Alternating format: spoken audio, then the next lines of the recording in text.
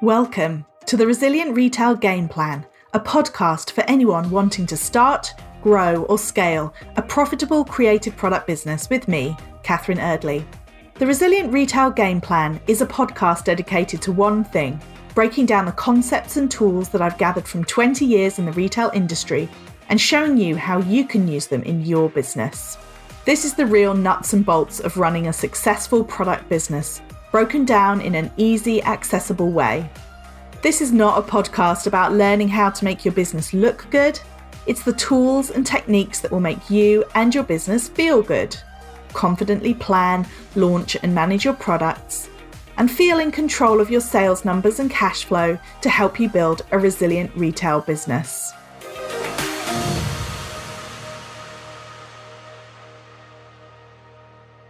Welcome to the Resilient Retail Game Plan. My name's Catherine Erdley. I'm your host as well as the founder of the Resilient Retail Club, which is my membership group for creative product businesses. You can find out more about the club at resilientretailclub.com. And thank you so much for joining me again for another special episode.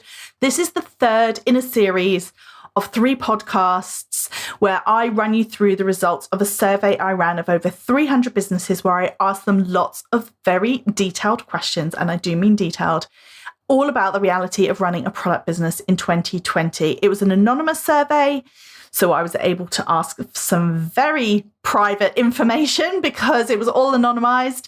So I have turnover figures, I have conversion rates for websites, I have how many people are on their email lists, how many times they send an email.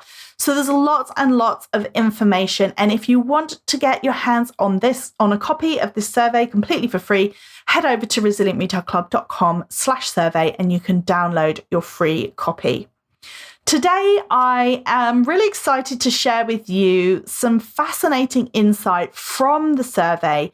And it is all about the 2 final questions that I added on at the very end of the questionnaire to get some sort of free form information from the product business founders who were filling it out. And this was actually a suggestion from somebody within the Resilient Retail Club. I'd sent them over a draft version of the questionnaire of the survey before I sent it out. And then I asked if anyone had any suggestions about things that we could add. And this was one of their suggestions. And I think it was fantastic. So I'm really glad that they came up with it because we got so much really interesting information, insight about what's been going on in product businesses. So the first question was, what was the one thing that made the difference? So what was the one thing that really helped your business leap forward, or something that you really can attribute a lot of your business success to, or one thing that kind of helped you shift gears in your business from one size or one turnover to another? And it was really interesting because there was a huge variety of answers. But what I was able to do is I went through all of the answers. I was able to pull out about 11 different themes. There were slightly more, but in terms of ones that came up again and again and again, there were about 11 different themes.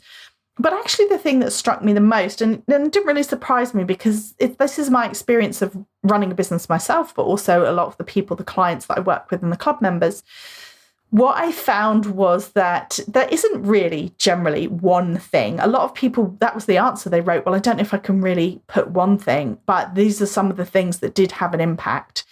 A lot of people talked about trial and error. So they talked about the willingness to experiment as being something that was really important to their business. A lot of people, it wasn't like they had this sort of perfectly set out strategy and everything just happened perfectly for a reason. A lot of people talked about how things happened unexpectedly or organically, and that in itself was part of what helped them leap forward. Also, just to note that the biggest theme, the number one thing that people learnt from or felt had really moved their business forward, that was still only 10% of, well, actually, no, it was closer to about 20% of businesses. So actually, even though it was a fairly significant theme, it still wasn't every business, if that makes sense. So there was a lot of variety in the answers. Okay, so in true countdown fashion, I'm actually going to go from one of the themes and then I'm going to count backwards to number 1, which is the most common theme. So In terms of the number 11 learning that people had, or the number 11 thing that they felt really moved their business forward, was SEO. Search engine optimization, in other words, doing the work to make sure that Google can find your website and believes that it is a good quality website. A lot of people said that taking the time to understand SEO and how it worked for their business really helped them grow their sales. Nobody felt that this was a quick fix. Nobody said, oh my goodness, I started working on my SEO and it immediately had an impact. But what people often said in reflection was that after 6 to 12 months, it was something that they were very, very glad that they put the work in because they'd seen it come to fruition. Number 10 was cultivating word of mouth recommendations. So several businesses felt that they'd put in a lot of time and effort into encouraging reviews, and they'd also encouraged and incentivized word of mouth marketing by encouraging their customers to share, and also just by generally being a really fantastic company to deal with. And that meant that their customers naturally started sharing word of mouth recommendations. So it was a common theme then that people were saying that once those really kicked in, that they had good reviews, that they had happy customers, and those happy customers started telling their friends and their family about the business, then that was really what helped them grow. Number 9, product photography. A big shift for several businesses came from investing in product photography, and not just in the ways that you might think. Yes, a lot of people mentioned that the product photography had helped them with better conversion, but actually what a lot of people talked about in terms of why the product photography had helped them was that it opened doors that might otherwise not have been open. So they were getting called in by magazines, for example, or there were certain selling platforms that they were on that always featured their products because they knew that they had great photos. So it was something that once they invested in their product photography, they actually saw a major shift in their sales from lots of different areas. Number 8 was focusing on product. This was music to my ears because as I always love to say, the greatest sales strategy is to have a really good product strategy. So this manifested itself in lots of different ways. Some people talked about how they'd really focused on their product and they'd had pressure from other people or bad advice telling them that they should be going for a lower price or a cheaper option. And they felt that sticking to their guns and really insisting on the quality of their product was something that helped them grow their sales significantly over time because they got themselves a reputation for being a really fantastic product business. Other businesses found that they'd experimented a lot with their product. So they had really dug into the price points that were right for their customer. They had really played around with their product selection. Sometimes they'd grown their product selection to have more choice. And ultimately what they were talking about, and other people mentioned this too, was that as soon as they had clicked in terms of what was the perfect product for their customer, they'd really got to grips with it, the right selection, the right price points, the right kinds of products. All of those things together meant that their sales leapt forward as soon as they'd really tuned into what their customer wants, which, again, music to my ears. Number 7, no surprise, social media. In particular, not just being on social media, but making the decision to step up their visibility and consistency was something that a lot of people talked about in growing their sales. Some people, it was finally finding their ideal customer and where they were spending time. So couple of people talked about TikTok, for example. They'd gone onto a new channel and some of their videos had gone viral and they'd seen their sales really take off. For some people, that was their local Facebook groups. So they had worked out where their customer was spending time, which was in local Facebook groups. And they then started spending their time there and talking about their products. And this resulted in a major shift in their sales. A lot of people, though, just were talking about the fact that, it was the visibility. It was them taking the leap of faith to start talking about themselves, to start sharing the behind the scenes. People found that it wasn't just enough to be posting, but if they were there and they were committed and they were consistent and they were visible and they were willing to talk about their product and really put themselves out there, then that was a major impact on their sales. What I thought was interesting was several people pointed to the idea of a launch date as helping them enormously with their social media. So instead of spending time across a whole month, for example, constantly talking about their products. They really focused all of their efforts around a specific limited edition launch or a particular launch date. And they found that this really helped them with their sales because they were counting down to a launch. They were focusing on it. They were able to focus all of their effort and their energy and their visibility on one particular time. And that really helped them move their business forward. Now, that's not always the right model for every business, but I thought it was interesting that it came up enough times that I really took notice of the fact that people found that creating that excitement and hype around a launch was something that really made a significant difference to their sales. Number 6 was a new sales channel. So this was a common theme in terms of taking part in a particular event, either online or in person, or maybe adding in a new sales channel, such as notonthehighstreet.com, Etsy was mentioned, Folksy was mentioned, and several people mentioned this as a turning point in their business. It was really quite varied. I'd love to say to you, okay, guys, what you need to do is you need to go to this event and you need to join this website, and then that's it. Really, it was varied. It was more to do with the particular event or channel, how well they fit with the ideal customer. So often it was to do with they just kind of found something that clicked. Their ideal customer was there. The event or the channel themselves were really good at championing the small businesses and improving their visibility. So that was really what it was. As I said, it wasn't like there is one particular event or channel that everybody said, oh, right, well, when I joined this, then that was it. Again, it was often to do with how well they felt that the organisers promoted them and also how well the organisers were able to attract their ideal customer.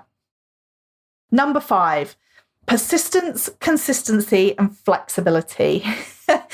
I've grouped these together because a lot of this was to do with the kind of determination that people talked about in their businesses and how that was something that they themselves felt really made a significant difference. So one of the most common responses for the question about what's the one thing that's moved your business forward was that being consistent and focused over time had been the biggest game changer.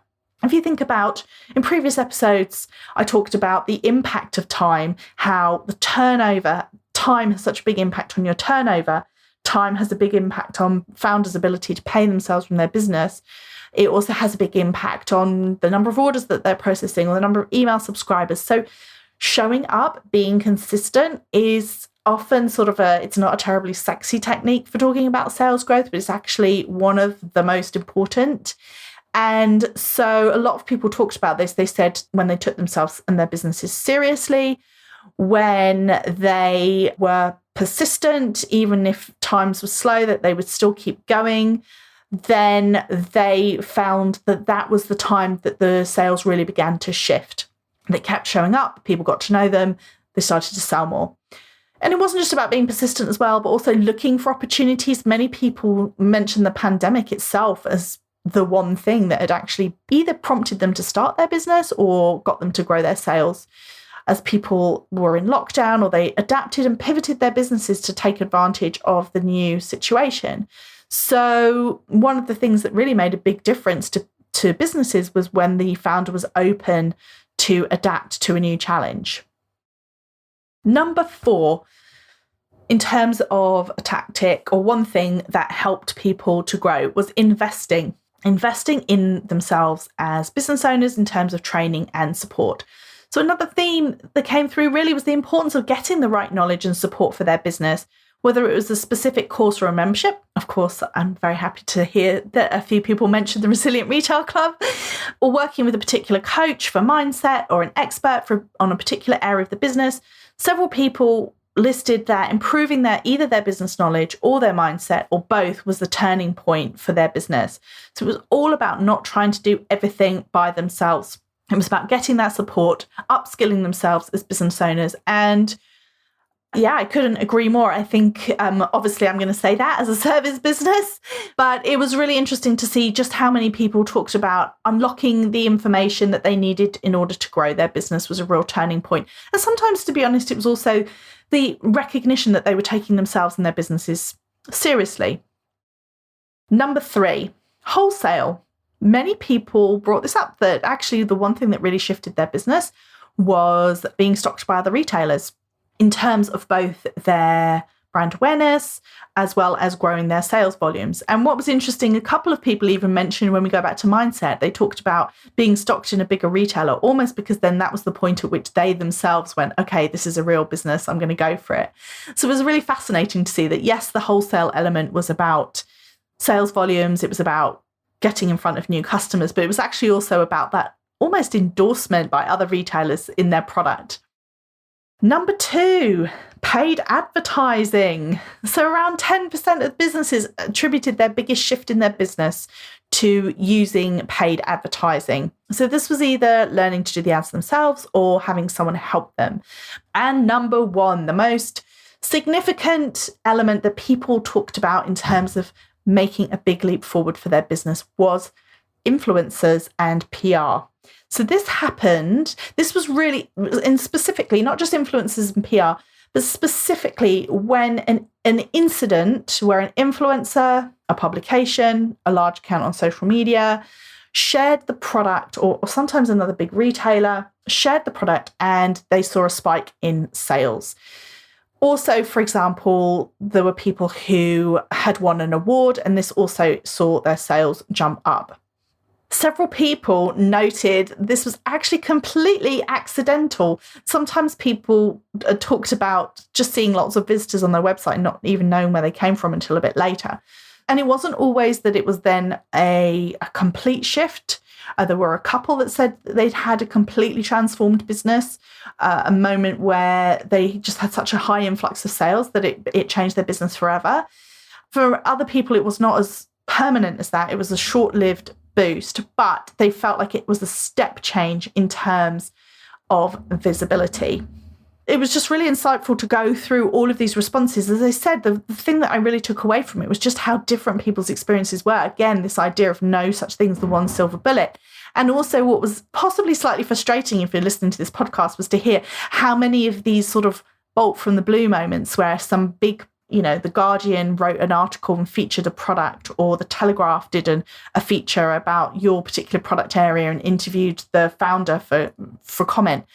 This sort of thing, it often came out of the blue. But it's just worth considering. Is it something that is worth trying to pursue a little bit, at least putting those feelers out there? Because when these moments do happen, again, an influencer sharing something, or if you build up relationship with an influencer or other big accounts, then is it worth cultivating that, just because when that does come, it can be quite transformational.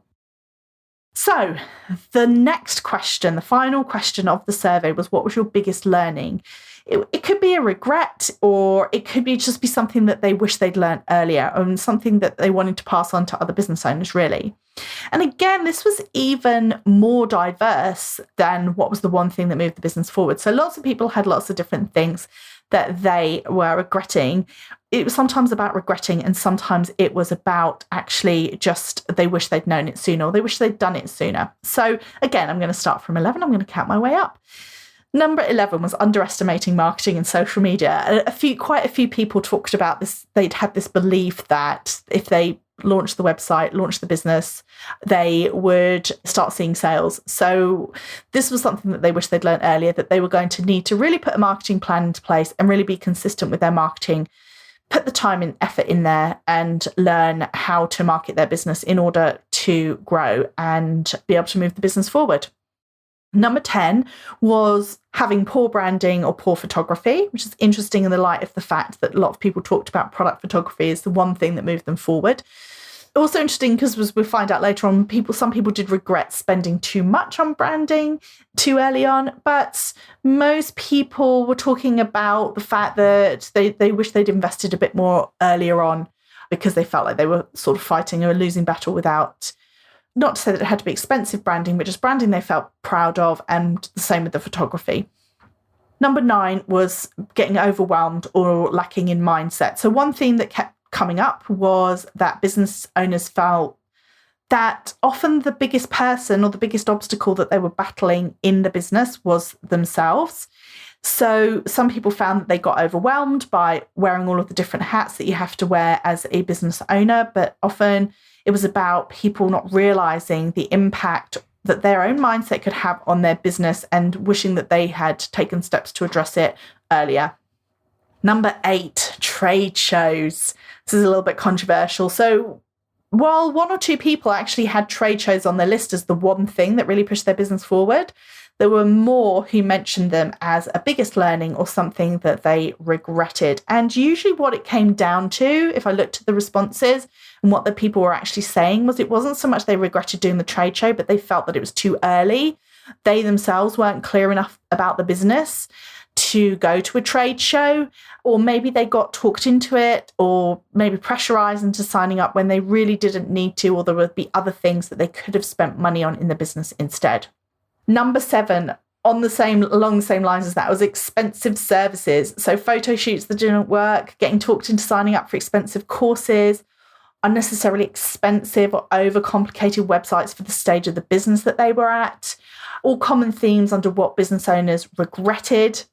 To be honest, again, usually it was to do with people feeling they'd not really had time to do proper research, or they'd got pressurized into something, or they made a rushed decision, or they'd got talked into it believing it was going to be the one thing that made the difference. And I think what I'm sure a lot of people would take away from this is listening to your gut. I think a lot of people said that there was a little bit of them that kind of maybe knew that it was a bad decision but went ahead anyway. So if you're sitting there and someone's trying to persuade you to spend £10,000 on all bells and whistles website and you haven't even launched your business yet, this may be just worth thinking about that.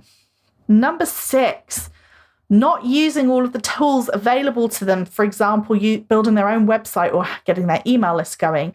A lot of people spoke about this in terms of something that they wish they'd known sooner. People talked about wishing that they'd started their own website sooner. People wished that they'd started growing their email list sooner, and people wished that they had started emailing their email list sooner. So again, this wasn't so much something that they did as something that they didn't do and something that they wished that they'd learned earlier on. Number 5, this is really fascinating because it's directly reflects back on the number 1 thing that moved businesses forward. And that is the 5th most common regret or thing that they learned was paid press and influencers. So this was an interesting parallel with the list of biggest wins that the founders talked about.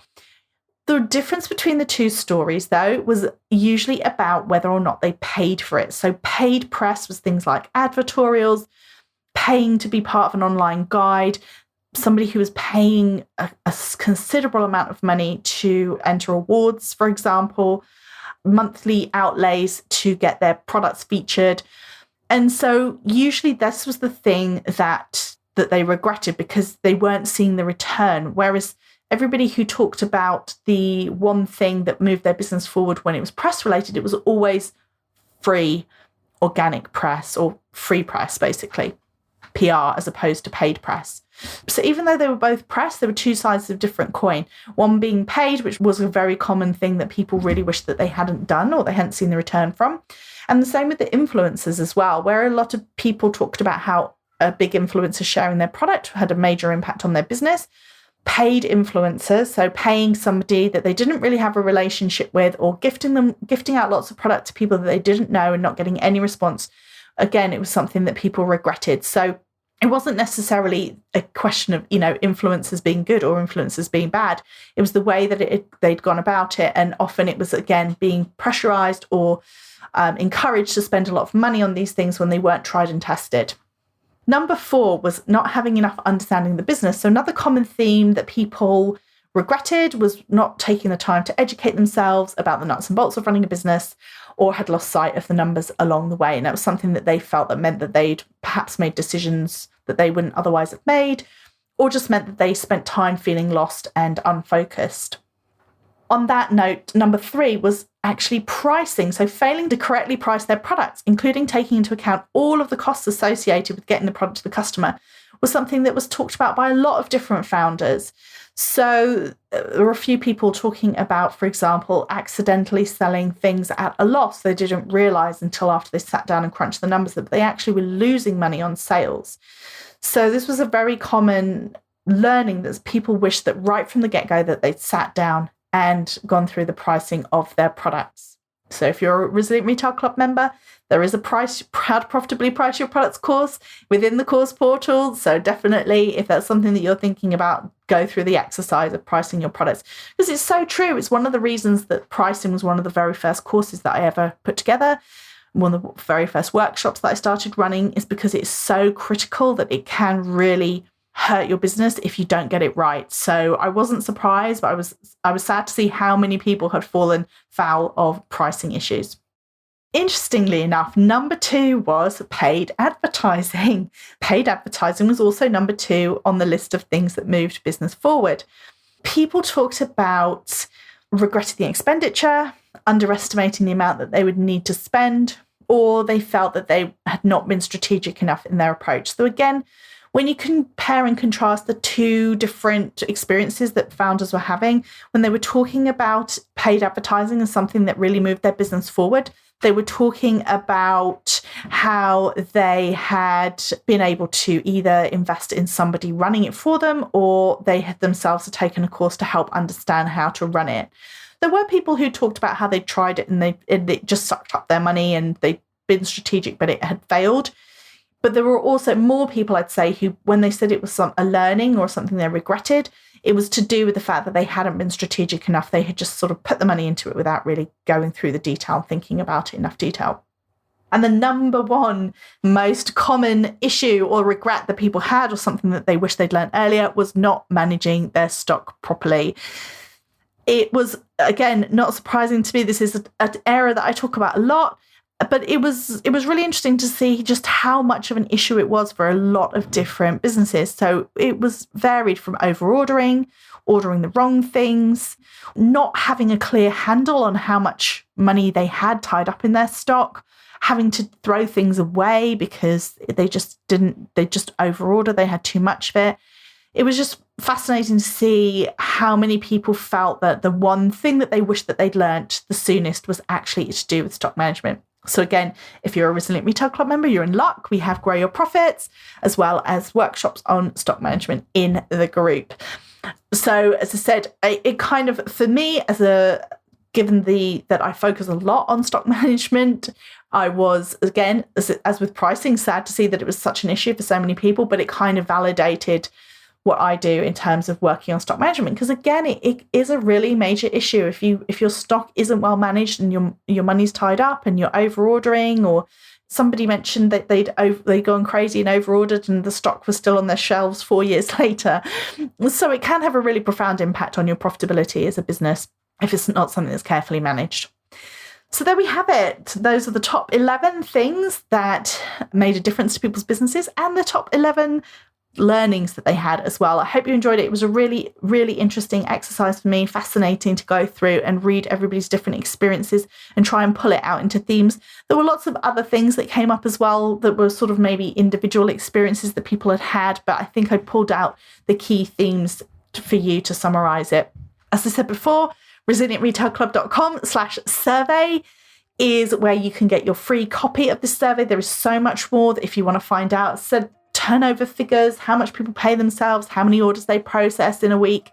If you want to know how the impact of COVID on people's businesses, if you want to understand how many people they have working for them and what the kind of things are that people outsource, it's all there in the report. So do grab yourself a copy and do come over onto Instagram.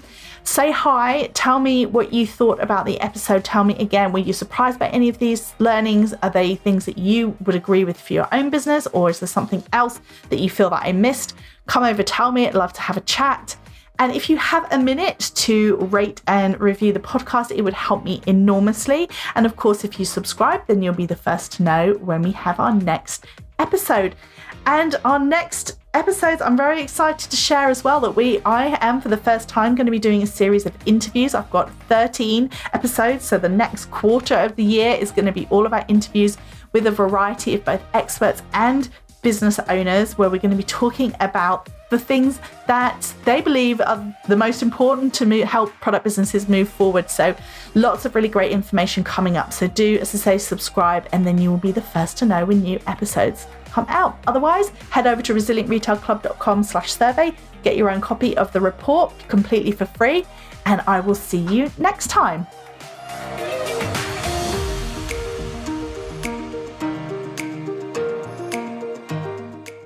If you've enjoyed this week's episode, then I invite you to check out resilientretailclub.com.